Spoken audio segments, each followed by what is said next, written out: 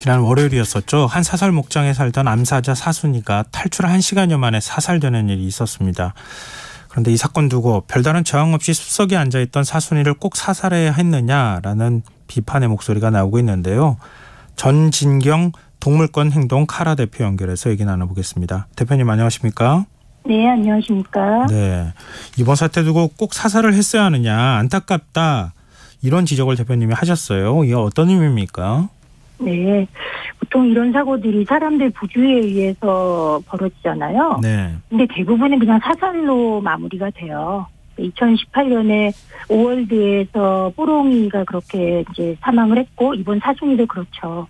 근데 며칠 전에 대구 달성공원에서 침팬지 2마리가 탈출을 했잖아요. 네. 근데 이때는 이 침팬지들을 생포하기 위한 노력을 했거든요. 비록 한 마리가 마취 사고로 죽었지만 네. 그래도 마취 포획하려는 시도는 있었어요. 그리고 얼마 전에 어린이대공원에서 새로 오는 얼룩말이 탈출한 경우도 있었죠. 네. 근데 도심에서 얼룩말이 질주했지만 어떻게든 사육자들이 포획하려는 노력을 했고 또 시민들의 또 많은 지원이 있었어요. 그래서 이제 포획이 또 성공한 바도 있죠. 네. 근데 제 생각에는 사순이는 그냥 개인이 키우는 애물단지에 흔하고 늙은 사자라서 그런 시도조차 할 가치가 없다고 생각하고 사살한 게 아닌가 하는 생각을 안 할 수가 없습니다. 너무 쉬운 방법을 선택하려고 했다, 이제 이런 네. 지적으로 들리는데요. 근데 네. 아무리 사자가 늙었다고 하더라도 맹수는 맹수잖아요. 좀 위험할 그렇죠. 수 있는 거 아닙니까? 이게 동물이 그 마취총 같은 걸 맞았을 때 일시적으로 흥분하는 경우가 있기는 해요. 예. 근데 전문적인 이제 포획이나 이런 거를 하시는 분들은 그런 것까지 감안해서 안전 포획을 위한 일련의 준비가 필요하죠. 마취한 다음에 뭐 그물총 같은 거를 병행할 수도 있고요. 네. 특히나 저희가 좀 의아하게 생각하는 거는 사살을 지금 한 게 한 방에 그냥 동물이 절명을 했다는 거고, 네. 사순이가 전혀 움직이지 않고 가만히 앉아 있었다고 하잖아요. 예. 근데 실제로 이게 이런 경우면은 마취총 포획도 가능했다는 생각 하나를 할 수밖에 없고, 예. 또 하나 만약에 좀 이런 위험을 고려한다 그러면은 사살의 경우에 빗맞거나 동물이 움직이거나 하면은 더 심각한 위험이 초래되기는 마찬가지거든요. 네네. 그러니까 일격의 명중에서 죽일 수 있었던 거는 사순이가 얌전히 있어서 정조준이 가능했다는 건데, 또 이게 늙고 마른 사자고 오랫동안 사람 손에 길들여져 왔는데 이걸 꼭 이렇게 했어야 되나. 이 동물이 살아왔던 그간의 삶의 밀도랄까? 뭐 질이 너무 떨어져서 그만큼 더 불쌍해서 더 시민들이 이렇게 아쉽고 가슴 아파하시는 것 같아요. 일단 멸종 위기종인데 사자의 네. 경우에는 네. 이게 어떻게 사육이 민간에서 가능했느냐, 이 부분이 네. 좀 궁금해요. 이게 법적으로 문제가 없습니까? 이게 그 예전에 우리가 이게 동물을 키우고 이러는 것과 관련해서는 항상 법적 규정이 이제 뒷북을 쳐요. 예. 그래서 이 많은 동물들을 마음대로 들여와서 키우고 개인이 사육하고 난리가 나니까 이제 2005년에서야 사이테스 보호종에 대한 개인 사육이 금지되었거든요. 예. 그런데 사순이는 지금 나이로 봤을 때 그 전에 키우던 개체인 것 같아요. 그리고 또 2013년도에 이제 비로소 사육시설을 등록하도록 했거든요. 네. 그런데 그때도 그 우리 생태계 보존이랑 그다음에 사람들한테 전염병이나 이런 게 옮겨오는 거를 관리하기 위한 생태계 교란종하고 인수공통 전염병 관리를 위한 것이 위주였어요. 예. 그렇기 때문에 사순이 같은 경우에는 집중관리 대상이 아니었던 거죠. 그래서 사실상 계속 관리 부재 상태로 해서 지금까지 오다가 이런 사고가 난 것 같습니다. 근데 뒷북이라는 표현을 사용하시기는 하셨지만 그래도 맹수를 기르는 거잖아요. 민간에서. 네. 그것도 동물원도 아닌데. 네네. 그러면 최소한의 관리를 했었어야 되는 거 아닙니까? 행정적으로라도. 네. 그런 기준이 전혀 없는 거는 아니에요. 지금 이 시설 같은 경우에도 환경청에서 지역환경청에서 소재를 알고 있었고 2015년도에는 그 사육시설이나 이런 거에 대해서 허가를 했다고 해요. 예. 그런데 이 허가 기준이라는 게 이제 기가 막힌 거죠. 지금 사자 같은 경우는 이 몸의 크기라든가 힘 같은 걸 고려하고 한번 대조해서 생각해 봐 주셨으면 좋겠는데, 예. 기준이 넓이가, 그러니까 내가 사는 곳의 넓이가 14제곱미터예요. 높이 2.5m면 허가가 나는 거예요. 예. 그럼 이게 채 5평도 되지 않거든요. 예. 사자가 2.5m 높이면은 몸도 한번 도약할 수도 없어요. 몸을 쭉 뻗으면 그냥 머리가 닿는 크기거든요. 네네. 이게 사육장의 법적 기준이거든요. 예. 이게 그냥 우리가 야생동물한테 해줄 수 있는 기준인 거예요. 근데 문제는 야생동물은 너무나 다양하고 종특성이 대단하잖아요. 예. 그렇기 때문에 그들 특성에 맞게 사육 환경을 조성한다는 건 그냥 현실적으로 불가능하다고 보면 됩니다. 그렇기 때문에 네네. 아주 정말 동물 학대를 겨우 벗어나는 이런 기준을 제시하고 있는 건데 그런 기준 자체가 충족된다 해도 그 자체가 동물한테는 전혀 적합한 환경이 아닌 거죠. 근데 이런 환경에서 사육할 수 있도록 했다는 거잖아요. 그렇죠. 지금 현행 법들이 그렇습니다. 그래서 근데 이게 지금 정부가 이런 환경에서 맹수가 사육이 된다고 하면 이걸 어디로 옮기거나 이런 대책을 만들어야 되는데 그런 대책을 손을 놔버렸다는 얘기네요.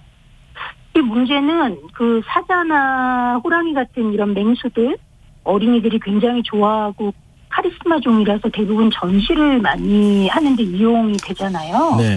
그런데 의외로 사자 호랑이 같은 경우에는 또 이런 갇혀있는 동물원 환경에서도 새끼를 잘 낳는 비교적 잘 낳는 동물들이에요. 예. 그러니까 뚜렷한 종보존 계획이나 이런 거 없이 그냥 새끼를 낳게 하고 그 동물들이 포화 상태니까 이 동물원 저 동물원 다 많으니까 어디 갈 데가 없는 거거든요, 아이들이. 예. 이런 상태로 만들어져 있어서 이 사순이 같은 경우도 농장주가 동물원 같은 데 보내려고 좀 모색을 해봤던 것 같은데 네. 전혀 보낼 곳을 찾지 못했다고 하잖아요. 그리고 지금 실제로도 어떤 동물원에 사자가 있다고 해서 갈 곳이 없다 이런 상황이 되면 다른 곳으로 보낼 곳이 없어요. 그런 시설을 만드는 것 자체가 어마어마한 재원이 필요하고 또 뚜렷한 정부에서의 계획도 없습니다. 그러니까 아까 제가 말씀드렸던 것처럼 대책이 없으니까 당신들이 알아서 하십시오. 이 정도 수준이었다는 거잖아요. 그렇죠. 사실상 뚜렷한 정부의 대책이 없어서 이 경우가 지금 큰 문제가 돼요. 그러니까 예를 들어서 지금 2023년 올 12월이 되면 민간에서 이런 전시 야생동물 이렇게 사이트에서 좀 전시하고 이러는 게 일단 금지가 되잖아요. 예. 야생동물을 전시하는 게 금지가 되는데 사실 큰 기대는 안 돼요. 왜냐하면 지금보다는 조금 나아지겠지만 동물들의 처우가 당장 달라지는 건 없거든요. 네. 왜냐하면 그 동물들이 전시가 금지됐을 때 그럼 좀 더 나은 시설 어디로 갈 곳이 있다던가 그들을 수용하기 위한 생추어리가 마련된 그쪽으로 옮기라든가 이런 게 아니에요. 네네. 그냥 지금 일단 전시를 금지하고 2027년까지 그냥 또 유예되어 전시 계속 할 수 있거든요. 네. 네, 그리고 그 다음에는 얘네들에 대해서는 당장 지내는 환경이 달라진다거나 뭐 그런 게 의무가 부과되는 것도 없고 그리고 의무를 부과하려고 해도 어디 보낼 것도 없고 이런 상황이 답답한 거죠. 그 정부가 이런 야생동물이 어떤 시설에서 몇 마리가 국내에 있는지 네. 파악은 하고 있습니까? 그게 이제 그 동물원이 허가제가 전환이 됐잖아요. 이런 문제 때문에. 예. 그래서 허가한 동물원하고 그리고 좀 유력한 민간 시설에 있는 곳들은 그 소재 파악도 되고 그곳에 대해서 조사를 시행을 했어요. 네. 그런데 지금 사순이처럼 이렇게 개인들이 어딘가에서 아무런 등록이나 또는 관리 없이 키우고 있는 동물들의 경우는 사실 파악이 되게 어렵고 이런 경우가 또 발생하는 그런 위험을 사실 안고 있는 거죠. 어디에 또 다른 사순이가 있을지 모른다. 그거는 사실 알 수 없습니다. 근데 이렇게 되면 사육 환경 얘기를 안 할 수가 없는데요. 이게 동물 복지라고 하는 거하고 연결이 될 수도 있을 텐데. 네. 지금 사순이도 굉장히 사육 환경이 열악했다고 하지 않습니까? 아마 그거 보신 분들은 모두 가슴 아프셨을 거예요. 20년이라는 세월을 그렇게 조그만 방사장 시멘트 바닥에서 아무런 구조물도 보이지 않잖아요. 그러니까 얼마나 무료하고 얼마나 지루했을까. 거의 그 사순이는 그냥 맨날 단조롭고 우울하게 살지 않았을까요? 게다가 사자 같은 경우는 집단 생활하는 동물이잖아요. 네. 그런데 평생을 그렇게 외롭게 혼자서 시멘트 바닥만 바라보고 살았던 걸 생각하면 너무 불쌍하죠. 그러니까 뭐 뼈가 항상하게 보일 정도였다 이런 얘기가 있더라고요. 저도 이제 사살이 된 그 사진을 봤는데 진짜 가슴이 아프더라고요. 왜냐하면 너무 말랐어요. 일단 그 암사자 같은 경우에 자연계에서 한 15년을 살고 수사자는 그거보다 조금 덜 살아요. 여러 가지 자연이 주는 위험 요소가 있지만 또 다채로움이 있잖아요. 그리고 자기 자유의지에서 살고. 그런데 이제 사슴이 같은 경우는 20살이라고 하죠. 그 동물원에서 사는 동물들이 야생에서 사는 경우보다 위험이 적기 때문에 더 오래 삽니다. 네. 그래서 사실은 야생 사자보다 그 수명을 좀 넘겨 살긴 했어요. 그런데 그 동물이 20년 살아온 세월의 질을 볼 때 너무 그 질이 떨어지잖아요. 네. 근데 우리가 정말 다른 생명을 이런 식으로 우리의 등력익감으로 쓰기 위해서 데려와서 이런 식으로 평생을 단조롭게 고문과 같은 삶을 살게 해도 되는 거냐. 이런 걸 생각해보면 정말 반성할 점이 많은 거죠. 아마 사람이라면 저렇게 단조로운 환경에 며칠만 놔둬도 정신병 걸릴 거예요. 그런데 왜 그걸 동물한테는 강요를 하고 그렇게 우울하고 무기력증에 빠진 동물을 보는 걸 즐기고 있냐는 거죠. 이건 분명히 잘못된 거고, 네. 사슴이 죽음으로 우리가 맨날 이 후회하고 이런 일이 없도록 해야 한다고 하지만 계속 발생하고 있잖아요. 네.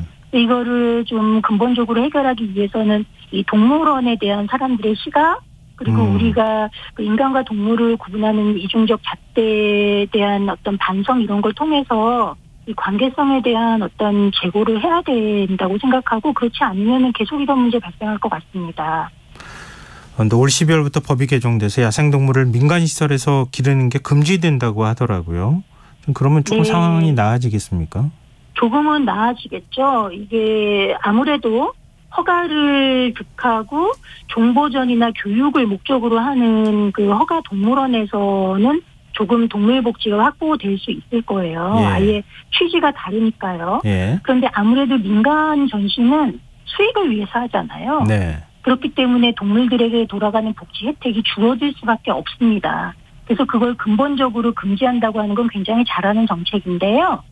아까도 말씀드렸듯이 이후로는 이제 그런 그 민간 시설에서의 야생동물 전시가 금지되는 긍정적인 효과가 있지만 지금 있는 동물들의 경우도 생각을 해줘야 되는데 걔네들에 대해서 딱히 보호할 수 있는 방안이 없어요.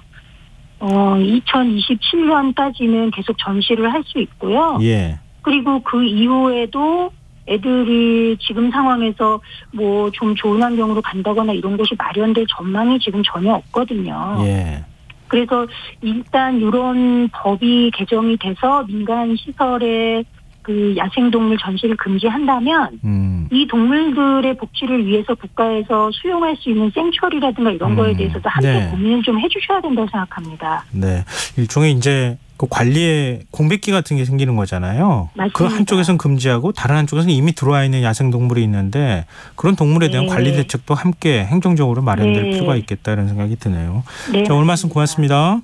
네, 감사합니다. 지금까지 전진경 동물권 행동 카라 대표였습니다.